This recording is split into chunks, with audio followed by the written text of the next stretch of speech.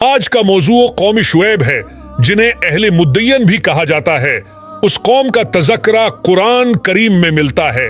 یہ ایک نافرمان، سرکش اور گناہ گار قوم تھی جو بہت بے ایمانی تھی، اور غنڈہ گردی کرنے والی اس قوم نے لوگوں کو اپنے پیغمبر سے دور کرنے کی کوشش کی، اللہ کے احکامات کو سریعام جھٹلایا، اور پھر اللہ نے ان کی پکڑ کی، انہیں ایک زبردست زلزلے نے آ لیا، اور پھر اس قوم کی تباہی رہتی دنیا تک لوگوں کے لیے عبرتناک سبق بن گئی۔ قوم شعیب کا قصہ ہمیں درس دیتا ہے کہ زندگی ایمانداری سے گزارنی چاہیے۔ قوم شعیب کے قصے سے ہم یہ سیکھتے ہیں کہ اللہ تعالیٰ کی نافرمانی کی بہت بڑی سزا ملتی ہے۔ دوستو، ہمیں ہر وقت اپنے اعمال کا جائزہ لیتے رہنا چاہیے اور خلق خدا کو ستانے سے گریز کرنا چاہیے۔ لہذا آئیے ہم سب اللہ تعالیٰ کی اطاعت کریں اور اس کے احکامات پر عمل کرنے کی کوشش کریں، تاکہ ہم اللہ تعالیٰ کی رحمت اور عنایات سے ہمیشہ مستفید ہو سکیں۔ قوم شعیب کون تھی؟ ان کے بڑے بڑے گناہ کون سے تھے؟ ان کے پیغمبر کون تھے؟ قوم شعیب اور حضرت موسیٰ کا آپس میں تعلق کیا تھا؟ ان سب کے بارے میں تمام تفصیلات جاننے کے لیے ہمارے ساتھ رہیں، اور آپ سے گزارش ہے کہ ویڈیو کو آخر تک ضرور دیکھیے گا۔ ناظرین، مدین ایک قبیلے کا نام ہے، اور اسی قبیلے کے سبب بستی کا یہ نام مشہور ہو گیا۔ دراصل حضرت ابراہیم علیہ السلام کے ایک بیٹے کا نام مدین تھا، اور ان کی نسل کو اہل مدین کہا جاتا ہے۔ وہ حضرت ابراہیم علیہ السلام کی تیسری بیوی کے بطن سے تھے، اسی لیے یہ خاندان بنی خطورہ کہلاتا ہے۔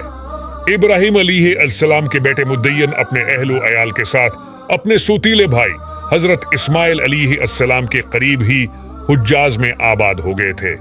حجاز میں ایک شہر یترو شعیب کا شہر، اسے مدین شعیب بھی کہتے ہیں۔ مدین کا اصل علاقہ حجاز سے شمال مغرب اور فلسطین کے جنوب میں بحر احمر اور خلیج عقبہ کے کنارے پر واقع تھا۔ اہل مدین کا تعلق سلسلہ بنی اسرائیل سے نہیں ہے۔ اہل مدین دراصل ابراہیم کے صاحبزادے مدین کی اولاد میں سے ہیں۔ عرب کے دستور کے مطابق جو لوگ کسی بڑے شخص کے ہاتھ پر مشرف با اسلام ہوتے ہیں، وہ اسی کی طرف منسوب ہو کر بنی فلاح کہلاتے ہیں۔ اسی دستور کے مطابق عرب کا بڑا حصہ بنی اسماعیل کہلایا، اور اولاد یعقوب کے ہاتھ پر مشرف با اسلام ہوئے، اور اولاد یعقوب کے ہاتھ پر مشرف با اسلام ہونے والے لوگ بنی اسرائیل کہلائے۔ اسی طرح ابراہیم کے صاحبزادے مدین کے زیر اثر آنے والے لوگ بنی مدین کہلائے۔ اس قبیلے کو اسحاب ایسا بھی کہا جاتا ہے۔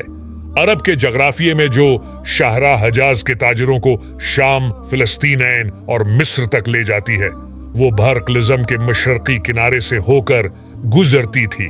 یہ سردی اور گرمی دونوں موسموں میں قریشی قافلوں کے لیے بڑی تجارتی سڑک تھی۔ قرآن مجید میں اسی سڑک کو امام مبین کہا گیا ہے۔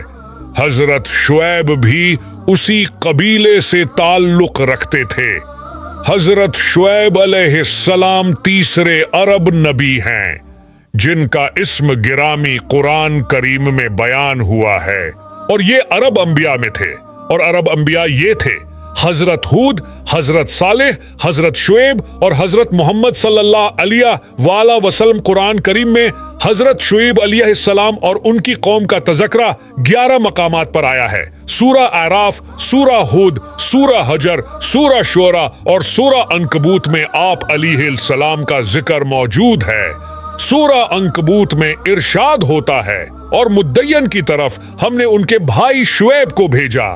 اس نے کہا: اے میری قوم کے لوگوں، اللہ کی بندگی کرو اور روز آخر کے امیدوار رہو، اور زمین میں مفسد بن کر زیادتیاں نہ کرتے پھرو۔